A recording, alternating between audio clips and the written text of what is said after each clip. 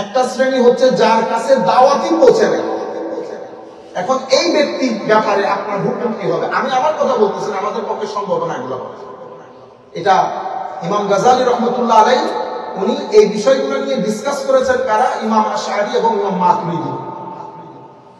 যার কাছে দাওয়াত পৌঁছায়, মানে মান লাম তাবলুগুহু দাওয়া ইসলামিয়া, যেই ব্যক্তির কাছে দাওয়াত পৌঁছে নাই সেই ব্যক্তির হুকুম কি হবে?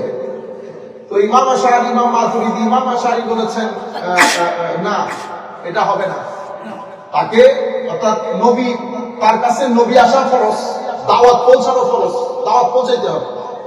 ইমাম মাতুরিদি রাহমাতুল্লাহ আলাইহির অবস্থান হচ্ছে না, দাওয়াত পৌঁছানো। আল্লাহ রাব্বুল আলামিন ওকে আকল দিয়েছে, বিবেক দিয়ে অন্তত সে বুঝতে পারে এই বাতাসের পেছনে, সমুদ্রের পেছনে, এই পৃথিবীর পেছনে একজন কারিগর আছে।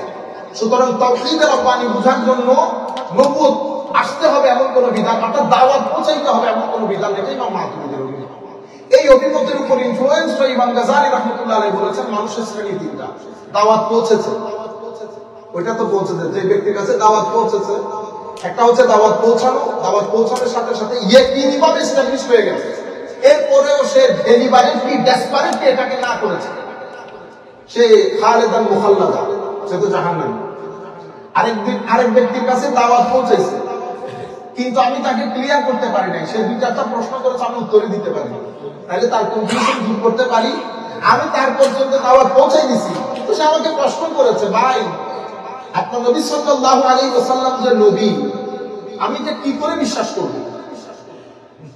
তখন আমি ওনাকে কোনো উত্তর দিতে পারি নাই। এরপর উনি আমাকে আরো দু চারটা প্রশ্ন করেছেন, আমি কোনো উত্তর করতে পারি নাই, তাইলে ওনার ভিতর থেকে কনফিউশন দূর করতে পারি না।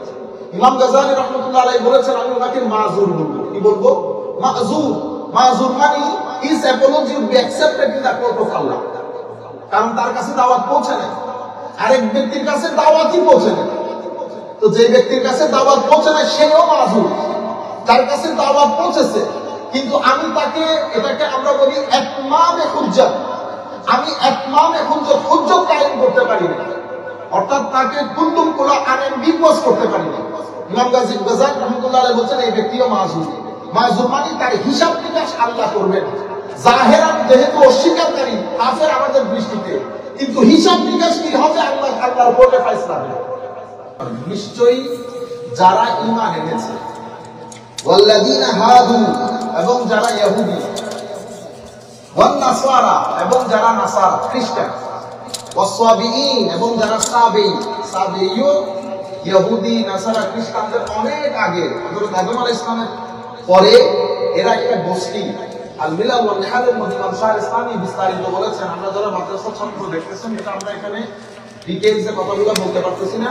আপনারা যারা উলামায়ে কেরাম আছেন, আপনারা আল মিলাল ওয়াল নিহাল ইমাম শাহ ইসলামী কিতাবটা পড়লে সাবিঈন সম্পর্কে আপনারা বিস্তারিত আইডিয়া পাবেন। তারা সাবিঈনদের মধ্যে পরবর্তীতে ডেভিয়েশন হয়েছে, পরবর্তীতে তারা এই যে নক্ষত্র পূজা শুরু করেছে, কিন্তু মেইনলি তাদের মধ্যে তারা আল্লাহর একত্ববাদকে বিশ্বাস করত। তারা নবী রাসূলের আগমনকে ইম্পর্টেন্ট মনে করতেন, কিন্তু আল্লাহর একত্ববাদকে বিশ্বাস করতেন। আবার অনেক ধরনের মতবাদ আছে। তো এখানে আল্লাহ বলতেছেন নিশ্চয়ই যারা ঈমান এনেছে, যারা ইহুদি, যারা নাসারা, যারা সাবিঈ, মান আমানা মিনহুম মান আমানা বিল্লাহি ওয়াল ইয়াউমিল আখির, যেই ব্যক্তি আল্লাহর উপর ঈমান আনবে, আখিরাতের উপর ঈমান আনবে, সৎকর্ম করবে, ফালাহুম আজরুহুম ইনদা রাব্বিহিম ওয়া লা খাউফুন আলাইহিম ওয়া লা হুম ইয়াহজানুন, তাদের জন্য কোনো ভয় নাই, পেরেশানি নাই, আখিরাত তাদের, আখিরাত তাদের। তখন আয়াতের মধ্যে উনি বলতেছেন, দেখছেন আল্লাহ কি বলছে? নিশ্চয় যারা ঈমান এনেছে, যারা ইহুদি, যারা খ্রিস্টান, যারা সাবেঈ, আল্লাহ সাবেঈনদের পর্যন্ত অন্তর্ভুক্ত করেছে। তো আপনারা কি ওখান থেকে এক্সক্লুড করা, বুঝতে পেরেছেন? কারণ আমাদের তো বয়সও ছোট। তো মেইনলি আমি যারা অনলাইনের মধ্যে আমাদের স্টুডেন্ট যারা আছেন, আমাদের এখানে একটা নতুন একটা কনসেপ্ট আছে, এটাকে আমরা বলি প্লুরালিজম, কনসেপ্ট অফ প্লুরালিজম।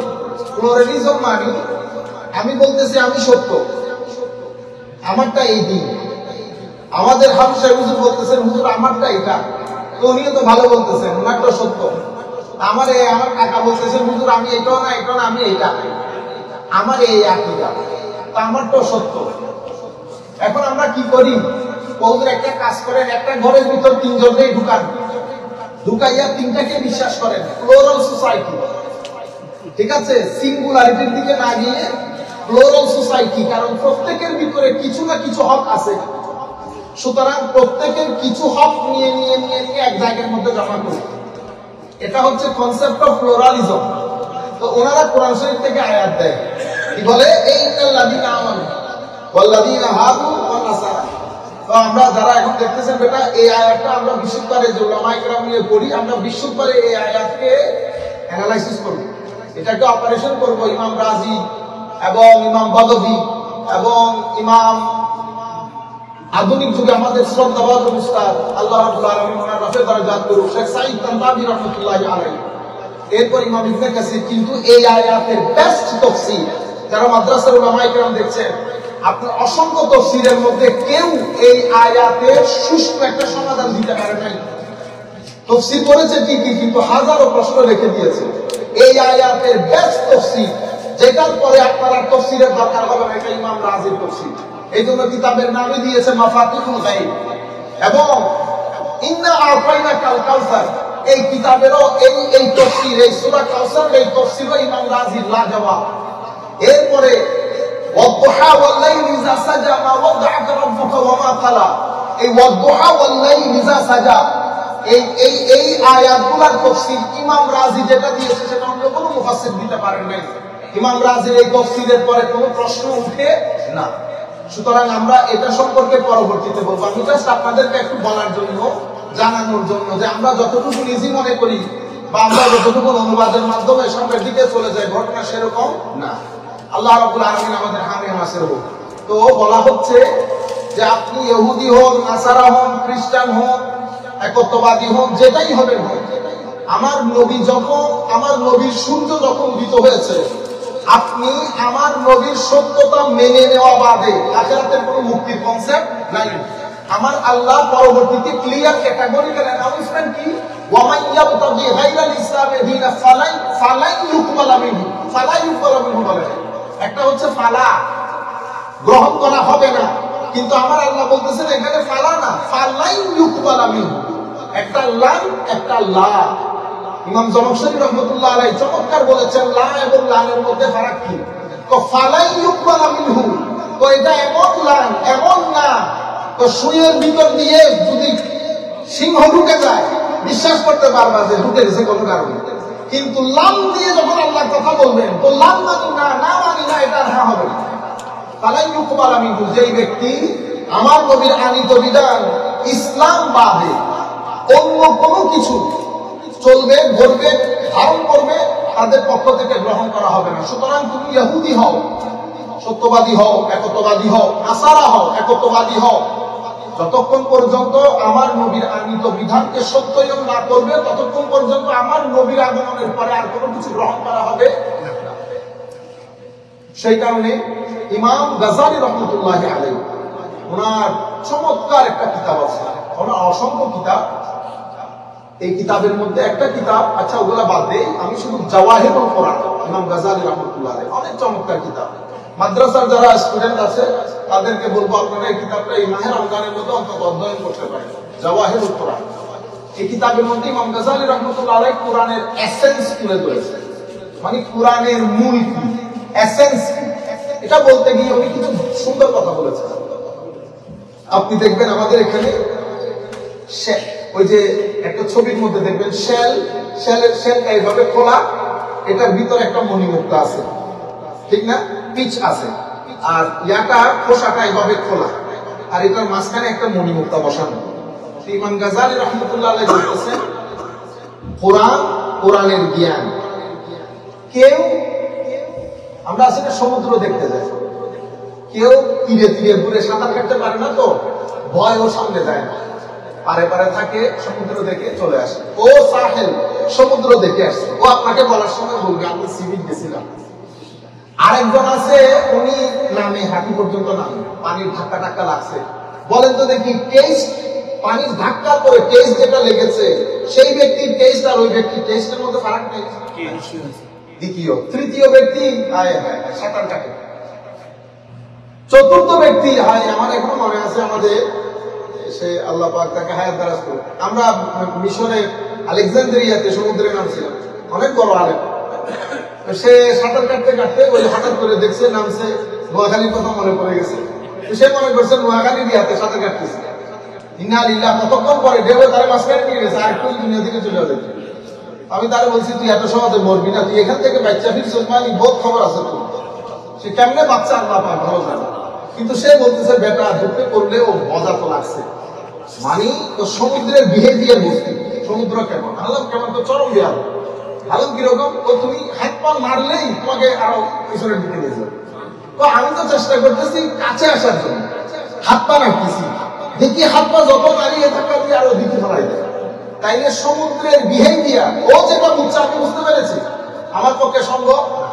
আর কিছু লোক আছে সমুদ্রের গভীরে চলে যায়, এরা শার্কের সাথে সাঁতার কাটে, ওরা ওদের মারফতে, ওদের ওসিলায় আমরা সমুদ্র ভিতরে কি কি জিনিস আছে সেটা আমরা দেখতে পাই।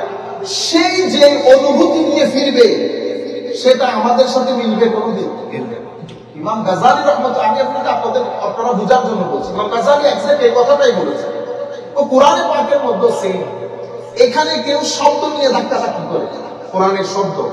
তো এদেরকে আমরা প্রথমে বলি সরফবিদ। কি বলি? যারা সরফ জানে, অর্থাৎ শাব্দিক অর্থ, শব্দের বিশ্লেষণ এটা যারা পারে ওদেরকে আমরা বলি ইলমুস সরফের ইমাম বা আলেম বা জানেওয়ালা। তো আর কেউ আছে শব্দ নিয়ে না, বাক্য নিয়ে ধাক্কাধাক্কি করে।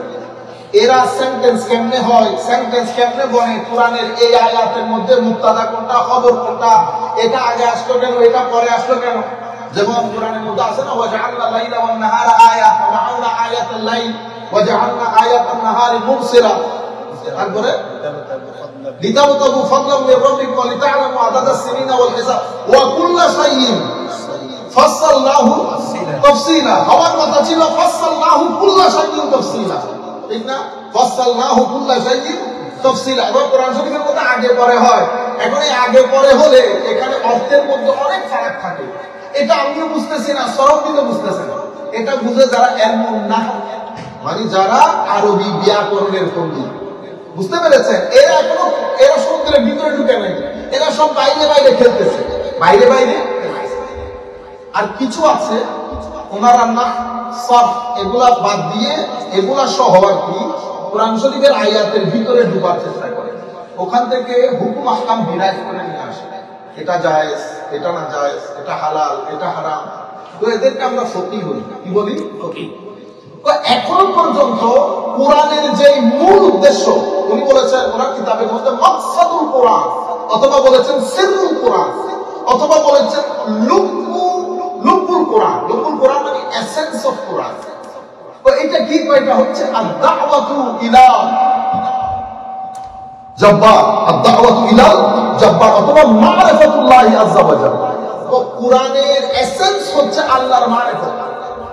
নাহুর জন্য কোরআন নাযিল হয় নাই, সরফের জন্য কোরআন নাযিল হয় না। কোরআন নাযিল হয়েছে আল্লাহর মারিফত অর্জন করার জন্য, আল্লাহর জাত, আল্লাহর সিফাত, আল্লাহর আফআল। তো যারা এটাকে ধারণ করতে পেরেছে, তো যখন আপনি এটা ধারণ করতে যাবেন তো আপনাকে একটা জিনিস শিখতে হবে। সেটা কি? তো আপনাকে তরিকুস সুলুক, অথবা যেটাকে আমরা বলি সিরাতুল মুস্তাকিম, এই সিরাতুল মুস্তাকিমে চলার তরিকা জানতে হবে। এটাও পবিত্র কোরআনের, এটা লুব্বুল কোরআনের মধ্যে পড়ে। তোর মধ্যে উনি এই দুইটা কথা দিয়ে উনি অনেক কথা বুঝিয়েছেন। উনি বলতেছেন তরিক, আপনি যখন সিরাতুল মুস্তাকিমে চলতে যাবেন দুইটা বিষয়, একটা মুলাজামা আর একটা মুখালাফা। তো এই দুইটা জিনিস যদি আপনি আপনার ভিতরে লালন করতে না পারেন তাইলে আপনি মাকসুদুল কোরআন পর্যন্ত পৌঁছাইতে পারবেন না। তো এই মুলাজামা মানে কি? তো মুলাজামা মানে হচ্ছে সিরাতুল মুস্তাকিমে লেগে থাকার তরিকা। মুখালাফা কি? তো মুখালাফা হচ্ছে সিরাতুল মুস্তাকিমে যাওয়ার পরে নফস আপনাকে ধাক্কাধাক্কি করবে, যাইস না যাইস না যাইস না।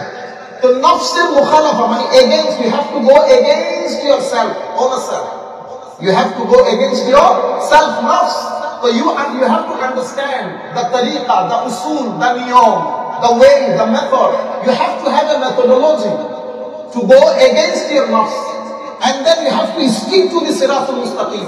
তো মুলাজামা এবং মুখালাফা দুটো যখন একসাথে হবে তো আপনি মারিফাতে ইলাহি পর্যন্ত পৌঁছাইতে পারবেন। যদি মারিফাতে ইলাহি পর্যন্ত পৌঁছান তাহলে আপনি লুৎফুল কোরআন, সিররুল কোরআন, মাকসাদুল কোরআনকে খুঁজে পাবেন। এই জন্য উনি বলতেছেন যে আপনি এরপরে কোরআন শরীফে যখন দেখবেন, আপনি দুইটা আহওয়াল দেখবেন। আহওয়াল মানে অবস্থা, আহওয়ালুস সাদিকিন, আহওয়ালুল কাযিবিন। মানে কোরআনে পাকের মধ্যে সামগ্রিকভাবে আল্লাহ দুইজনের আহওয়াল বর্ণনা করেছেন, সাদিকিনদের আহওয়াল, কাযিবিনদের আহওয়াল। সূরা ইউসুফ আজকে ওনারা তিলাওয়াত করেছেন না, সূরা ইউসুফের মধ্যে আল্লাহ কি বর্ণনা করেছেন? সাদিকিনদের আহওয়াল বর্ণনা করেছেন। পুরো হযরত ইউসুফ আলাইহিস সালামের কাহিনী আল্লাহ তুলে ধরেছেন।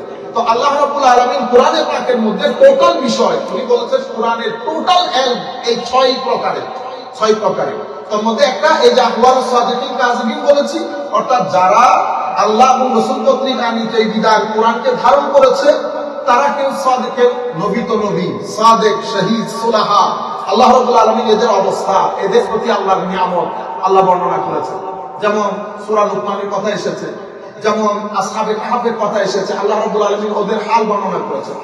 অনুরূপভাবে আল্লাহ রাব্বুল আলামিন ওই সমস্ত জাতির কথাও তুলে ধরেছেন যারা আল্লাহ রাসূলের আনিত বিধান, হুকুম, আহকাম না মেনে ধ্বংসের পথে দাঁড়িয়েছে। তাদের যেমন কওমে আদ, কওমে সামুদ, এদের কথা আল্লাহ তুলে ধরেছেন, ফেরাউনের কথা তুলে ধরেছেন। এর পরবর্তীতে আল্লাহ হামানের কথা তুলে ধরেছেন। তো এখানে আহওয়ালুস সাদিকিন, আহওয়ালুল কাযিবিন, এই জিনিসগুলো আছে। তো এই জন্য উনি বলেছেন কোরআনের টোটাল উলুম যে বিষয়গুলো কোরআন ডিসকাস করে, এটা 6 প্রকার। 6 প্রকারের মধ্যে এই 3 প্রকার প্রথম, 3 প্রকার দ্বিতীয়। 3 প্রকার প্রথম তোমগুলো যারা তীরে নামে না, ভিতরে নামে না, বাইরে বাইরে ঘুরে এরা। আর যারা ভিতরে ঢুকে যায়, একেবারে সমুদ্রের গহীনে, মারিফতে ইলাহির সমুদ্রের গহীনে চলে যায়, তাদেরকে আমরা আরিফ বিল্লাহ বলি। তাদেরকে কি বলি আমরা? আরিফ বিল্লাহ, আল্লাহর বলি। তো এদের অবস্থা আল্লাহ কোরআনে পাকের মধ্যে বর্ণনা করেছেন। যাই হোক, ইন্নাল্লাযীনা আমানু ওয়াল্লাযীনা হাদু ওয়ান নাসারা ওয়াস-সাবিঈনা মান আমানা বিল্লাহ, এই আয়াত বলার পরে আমার আল্লাহ রাব্বুল আলামিন ইরশাদ করছেন, আপনি যেই ধর্মেরই হন না কেন, এন্ড অফ দ্য ডে নবী কর্তৃক আনিত বিধান যদি কেউ গ্রহণ না করে, কারো পক্ষ থেকে কারো কোনো দিন, কোনো ফিলোসফি গ্রহণযোগ্য হবে না। আমার আল্লাহ কোরআনে পাকের মধ্যে বলে দিয়েছেন, ইন্না দীনা ইনদাল্লাহি ইসলাম, ফামানিত তাবা, অর্থাৎ যারা ইসলাম বাদে অন্য কোনো জিনিসের অনুসরণ করবে, তাদের পক্ষ থেকে গ্রহণ করা হবে না। ইমাম গাজ্জালী রাহমাতুল্লাহ আরেকটা চমৎকার কিতাব আছে, সেই কিতাবের মধ্যে ইমাম গাজ্জালী রাহমাতুল্লাহ আলাইহি বলছেন, মানুষের মধ্যে ভাগ 3টা। এটা হচ্ছে, আমি যতদূর মনে করতে পারতেছি, ফাইসালু তাফরিকা বাইনাল ইসলাম ওয়া জানাদিকা, ইমাম গাজ্জালীর একটা রিসালা, ছোট রিসালা, বাট অনেক অনেক কম্প্রিহেনসিভ। এবং এটা মাদ্রাসার যারা উলামায়ে কেরাম, আমাদের যারা ছাত্র, আমাদের উলামায়ে কেরাম আছেন, আমার মনে আমাদের জন্য পড়া বড় জরুরি, অসম্ভব জরুরি, উসুলি একটা কিতাব। সেই কিতাবের মধ্যে উনি বলেছেন যে, এই যে আমরা বলে ফেলি না অমুক এরা কাফেরের জাতি, ঠিক না? আমাদের তো অনেকে আমরা বিসমিল্লাহ করে মারা গেলে তো ফি নারে জাহান্নামা খালিদিন, আপনি আরো কি কি একেবারে, এগুলা উচিত না এই ধরনের করা। যে ব্যক্তি মারা গেছেন তার কাছে দ্বীনের দাওয়াত পৌঁছানো আমার জিম্মাদারি। আমি যদি আমাকে জিজ্ঞেস করি, বেটা ওরে দ্বীনের দাওয়াত দিছিলি? দাওয়াত তো পৌঁছানো। তো এখন ও যে দ্বীন কবুল করে নাই, আমার পাশের বাড়ি তো হিন্দু বাড়ি না, আমি কি কারো কাছে দাওয়াত নিয়ে গেছি? আপনি রিজেক্টকারী, প্রত্যাখ্যানকারী কখন বলবেন? যখন দাওয়াত দেওয়ার পরে আসবে না, তখন আপনি প্রত্যাখ্যানকারী বলবেন। তাইলে ইমাম গাজ্জালী রাহমাতুল্লাহ আলাইহি বলছেন, মানুষের মধ্যে 3 শ্রেণী। একটা শ্রেণী হচ্ছে যার কাছে দাওয়াতই পৌঁছে না। এখন এই ব্যক্তির ব্যাপারে আপনার হুকুম কি হবে? আমি আমার কথা বলতেছি, আমাদের পক্ষে সম্ভব না এগুলো। এটা ইমাম গাজ্জালী রাহমাতুল্লাহ আলাইহি উনি এই বিষয়গুলো নিয়ে ডিসকাস করেছেন কারা? ইমাম আশআরী এবং ইমাম মাতুরিদি। যার কাছে দাওয়াত পৌঁছানো, মানে মান লাম তাবলুগহু দাওয়া ইসলামিয়া, যেই ব্যক্তির কাছে দাওয়াত পৌঁছে নাই, সেই ব্যক্তির হুকুম কি হবে? তো ইমাম আশআরী, ইমাম মাতুরিদি, ইমাম আশআরী বলেছেন না, এটা হবে না। তাকে, অর্থাৎ নবী, তার কাছে নবী আসা ফরজ, দাওয়াত পৌঁছানো ফরজ, দাওয়াত পৌঁছাইতে হবে। ইমাম মাতুরিদি রাহমাতুল্লাহ আলাইহির অবস্থান হচ্ছে না, দাওয়াত পৌঁছানো। আল্লাহ রাব্বুল আলামিন ওকে আকল দিয়েছে, বিবেক দিয়ে অন্তত সে বুঝতে পারে এই বাতাসের পেছনে, সমুদ্রের পেছনে, এই পৃথিবীর পেছনে একজন কারিগর আছে। সুতরাং তাওহীদের রব্বানি বুঝার জন্য নবুয়ত আসতে হবে এমন কোন বিধান, অর্থাৎ দাওয়াত পৌঁছাইতে হবে এমন কোন বিধান নেই। ইমাম মাতুরিদির অভিমত। এই অভিমতের উপর ইনফ্লুয়েন্স হয়ে ইমাম গাজ্জালী রাহমাতুল্লাহ আলাইহি বলেছেন, মানুষের শ্রেণী 3টা। দাওয়াত পৌঁছেছে, ওইটা তো পৌঁছেছে, যে ব্যক্তির কাছে দাওয়াত পৌঁছেছে। একটা হচ্ছে দাওয়াত পৌঁছানো, দাওয়াত পৌঁছানোর সাথে সাথে ইয়েকিনি ভাবে এস্টাবলিশ হয়ে গেছে, এরপরেও সে ডেলিভারেটলি ডেসপারেটলি এটাকে না করেছে, সে খালেদান মুখাল্লাদা, সে তো জাহান্নামী। আরেক ব্যক্তির কাছে দাওয়াত পৌঁছেছে, কিন্তু আমি তাকে ক্লিয়ার করতে পারি নাই, সে দুই চারটা প্রশ্ন করেছে, আমি উত্তরই দিতে পারি, তাহলে তার কনফিউশন দূর করতে পারি। আমি তার পর্যন্ত দাওয়াত পৌঁছাই দিছি, তো সে আমাকে প্রশ্ন করেছে, ভাই আপনার নবী সাল্লাল্লাহু আলাইহি ওয়াসাল্লাম যে নবী, আমি এটা কি করে বিশ্বাস করব? তখন আমি ওনাকে কোনো উত্তর দিতে পারি নাই। এরপর উনি আমাকে আরো দু চারটা প্রশ্ন করেছেন, আমি কোনো উত্তর করতে পারি নাই, তাইলে ওনার ভিতর থেকে কনফিউশন দূর করতে পারি না। ইমাম গাজালি রাহমাতুল্লাহ আলাইহি বলেছেন, আমি ওনাকে মাযুর বলবো। কি বলবো? মাযুর। মাযুর মানে his apology will be accepted in the court of Allah, কারণ তার কাছে দাওয়াত পৌঁছে নাই, আরেক ব্যক্তির কাছে দাওয়াতই পৌঁছে নাই। তো যে ব্যক্তির কাছে দাওয়াত পৌঁছে নাই সেও মাযুর, যার কাছে দাওয়াত পৌঁছেছে কিন্তু আমি তাকে, এটাকে আমরা বলি ইতমামে হুজ্জত, আমি ইতমামে হুজ্জত, হুজ্জত কায়েম করতে পারি না, অর্থাৎ তাকে কুল্লুম কুলা আনএমবিগুয়াস করতে পারি না। ইমাম গাজী রাহমাতুল্লাহ আলাইহি বলেছেন এই ব্যক্তিও মাযুর। মাযুর মানে তার হিসাব নিকাশ আল্লাহ করবেন, জাহেরান যেহেতু অস্বীকারী কাফের আমাদের দৃষ্টিতে, কিন্তু হিসাব নিকাশ কি হবে আল্লাহর উপরে ফয়সালা হবে। আপনারা বুঝতে পেরেছেন? এই জন্য আমরা এমন কোনো কথা যেন না বলি সোসাইটির মধ্যে যেন নেগেটিভ কোনো কি না যায়, মেসেজ না যায়। যাই হোক, তো আল্লাহ, আমি গতকালকে আপনাদেরকে বলেছিলাম একটা কথা, এই জন্য আমাদের এক ছেলে একটা প্রশ্ন করেছে, এটা আপনারা আবার আমাদের যারা ফেসবুকে লাইভ করেন, আপনারা এগুলো আবার আলাদা কাটছাট করে এগুলো বলার দরকার নাই, কারণ আমি যে সোর্স থেকে বলছি এগুলো যে 100% আমি আপনাদেরকে বলতে পারবো এটা 100% রাইট কিনা। আমি আপনাদেরকে গতকাল বলেছি না, বনী ইসরাইলের মধ্যে আল্লাহ অসংখ্য নবী রাসূল পাঠিয়েছেন। হ্যাঁ, কিভাবে? আমাদের এক ছেলে প্রশ্ন করেছে, ওই জিনিসটা যদি একটু ক্লিয়ার হতো। আমি একটা চার্ট সংগ্রহ করেছি, চার্টটা কতটুকু মানে এগুলো ঠিক, কিন্তু 100% বলতে পারবো না, কারণ আমি এখন কথা যেগুলো বলতেছি এগুলো প্রি হিস্টোরিক জোন। আমাদের এখানে পৃথিবীতে দুইটা, একটা হচ্ছে প্রি হিস্টোরিক, একটা হচ্ছে পোস্ট হিস্টোরিক। মানে যখন থেকে ইতিহাস লেখা হচ্ছে, যখন ইতিহাস লেখা হইতো না, তো যখন ইতিহাস লেখা হইতো না এটাকে বলে প্রি হিস্টোরিক জোন, আর যখন থেকে ইতিহাস লেখা শুরু হয়েছে এটা পোস্ট হিস্টোরিক জোন। আমাদের এটা আদম আলাইহিস সালাম থেকে, এটা তো প্রি হিস্টোরিক জোন, বাট এটা যে 100% না এটা ঠিক, কিন্তু 80% শুদ্ধ, 80% শুদ্ধ। আদম আলাইহিস সালামের ছেলে তিনজন, হাবিল, কাবিল, হাবিল, শীস। হযরত শীস আলাইহিস সালামের ছেলে ইদ্রিস, হযরত ইদ্রিস আলাইহিস সালামের ছেলে হযরত নূহ আলাইহিস সালাম। তাহলে হযরত নূহ আলাইহিস সালামের বাবা হযরত ইদ্রিস, হযরত ইদ্রিসের বাবা হযরত শীস, হযরত শীসের বাবা হযরত আদম। তাইলে হযরত নূহ আলাইহিস সালামের দাদা হচ্ছে শীস, পরদাদা হচ্ছে হযরত আদম, মানে হযরত আদম হচ্ছেন হযরত নূহ আলাইহিস সালামের বড় আব্বা। ঠিক আছে? হযরত নূহ আলাইহিস সালামের সন্তান চারজন। হযরত নূহ আলাইহিস সালাম থেকে সিভিলাইজেশন পৃথিবীতে স্প্রেড করা শুরু হয়েছে। হাম, সাম, ইয়াফেস, কিনআন। হাম, সাম, ইয়াফেস, কিনআন। হাম ওনার মাধ্যমে আফ্রিকান সভ্যতা গড়ে উঠেছে। ঠিক আছে? তাহলে পৃথিবীর প্রথম সভ্যতা হচ্ছে আফ্রিকান সভ্যতা, তারাই পৃথিবীকে প্রথম সভ্যতা দান করে। গাতে গতরে স্বাভাবিকভাবে তারা না হইলে এগুলো সম্ভব। হযরতে নূহ আলাইহিস সালামের এই চার সন্তানের মাধ্যমে, যেমন আরেকটা সন্তানের নাম এখানে মিস করেছে, যেটার মাধ্যমে ইয়াবান একটা সন্তানের মধ্যে, যেখান থেকে জাপান, জার্মান ওই অংশে সভ্যতা গড়ে উঠেছে হযরত নূহ আলাইহিস সালামের পর। এরপরে হযরত নূহ আলাইহিস সালামের সন্তান সামের ঘরে দুই সন্তান, ইরাম এবং আরফাহাস। ইরামের সন্তান হচ্ছে হযরত সালেহ আলাইহিস সালাম, ইরাম যাতিল ইমাদ আল্লাতী লাম ইখলাক মিথলুহা ফিল বিলাদ, আমরা পড়েছি।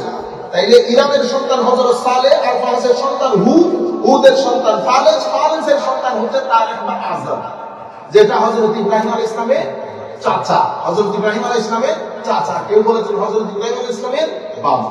আচ্ছা, এর পরবর্তীতে হযরতে তারেকের ঘরে দুই সন্তান, হারান এবং ইব্রাহিম। হারান এবং ইব্রাহিম। এরপরে ইব্রাহিম আলাইহিস সালামকে আবুল আম্বিয়া কেন বলা হয়? ইব্রাহিম আলাইহিস সালামের তিন সন্তান, ইসমাঈল, ইসহাক, মেদিয়ান। হযরত ইসমাঈলের ঘরে শুধু মানে ওই বংশের মধ্যে শেষ প্রকারের শেষ দিকে এসে আমার নবী তশরীফ এনেছেন ইসমাঈলের ঘরে। ইসমাঈলের ঘরে আর কোনো নবী নাই। কিন্তু যদি ইসহাকের ঘরে যান তো ইসহাক আলাইহিস সালামের প্রথম ওই যে ইয়াকুব ইসরাইল, যেটা ইসরাইল, হ্যাঁ, ইয়াকুব আলাইহিস সালামের লকব হচ্ছে ইসরাইল। লকব মানে তো বুঝেন না, যেই নামে আপনি বিখ্যাত, আমরা বলি উপনাম। তো হযরতে ইসহাক আলাইহিস সালামের এক সন্তান হচ্ছে ইয়াকুব, আরেক সন্তান হচ্ছে আল-ঈস। ইয়াকুবের ঘরে ইয়াকুব আলাইহিস সালামের 4 সন্তান, ইয়াহুযা, ইউসুফ, বিনিয়ামিন, লাবি। এটা হচ্ছে হযরত ইয়াকুব আলাইহিস সালামের সন্তান। আপনারা মনে করতে পারেন যে নামগুলো একটু ভিন্ন ভিন্ন না, আসলে ওনারা শাদী করার সময় সব তো আর আপনি চিটাং থেকে শাদী করেন, বুঝতে পেরেছেন? সিলেটের শাদীও আছে, চিটাঙের শাদীও আছে। চিটাঙের নাম আর সিলেটের নামের মধ্যে ফারাক আছে। যেমন আপনাদের সিলেটের মধ্যে হাফিজ আলী, হাফিজ আলী, হাফিজ হাফিজ, এটা আমাদের চিটাঙের মধ্যে নাই আছে। যেমন আমার ফুফার নাম ফারিস মিয়া, আপনি পুরা চিটাঙের মধ্যে বললে ফারিস মিয়া পাবেন না, বুঝতে পেরেছেন?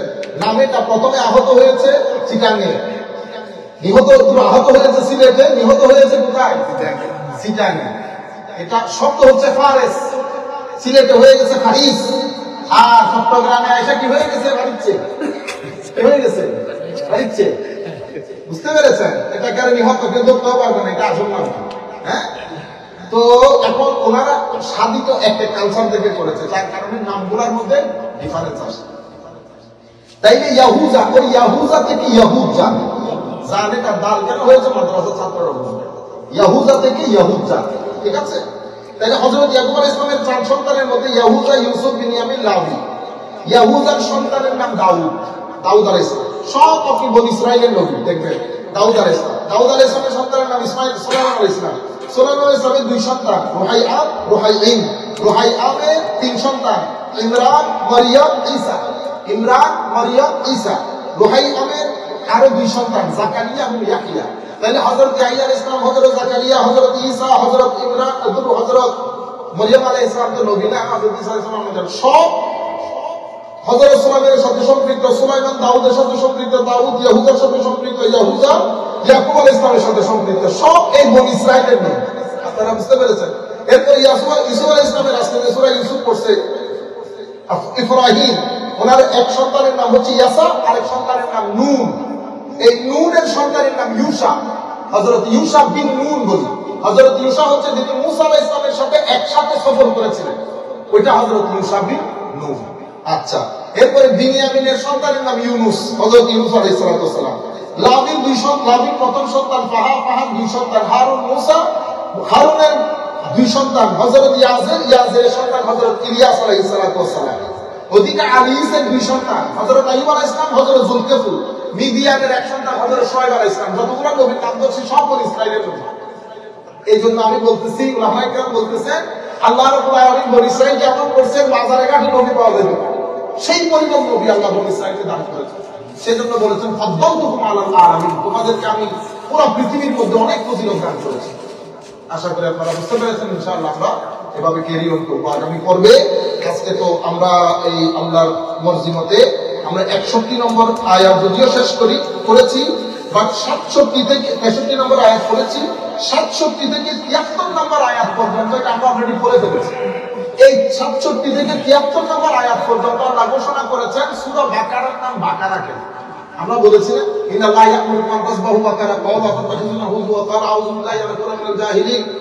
আল্লাহ রাব্বুল আলামিন তাদের ওখানে একটা হত্যা হয়েছে, হত্যার পরে তারা হত্যাকারী যেই, বুঝতে পেরেছেন, তারা ওই যিনি হত্যা করেন নাই তার উপর হত্যা চাপিয়ে দিয়েছে। এরা সবাই এসে মুসা আলাইহিস সালামের কাছে এসেছে। মুসা আলাইহিস সালাম আল্লাহর দরবারে ফরিয়াদ করেছে। আল্লাহ বলতেছেন তাদেরকে বলে একটা গাভী জবাই করতে। আল্লাহ যখন বলতেছেন তোমাদেরকে গাভী জবাই করতে হবে, তুমি বলতেছে আপনি কেমন ধরে ঠাট্টা মশকরা করেন, আপনারা কিছু না বুঝুয়া আল্লাহ হুজুবিল্লাহি মিনাল জাহিলিন, আমরা নবী রাসূল আমাদের স্ট্যাটাস অনেক হাই, আমরা তোমাদের সাথে ঠাট্টা মশকরা করার জন্য আসি না। এরপরে প্রশ্ন করে, প্রশ্ন কোন কালারের হতে হবে, কোন সাইজের হতে হবে, ঠিক আছে? শেষ পর্যন্ত আমার আল্লাহ শর্ত দিতে দিতে দিতে এমন ভাবে দিয়েছেন, শেষে বলেছেন তাসরুন নাযিরিন, এমন ভাবে আপনি যেটা দেখলে মানুষের অন্তর খুশি হয়ে যায়।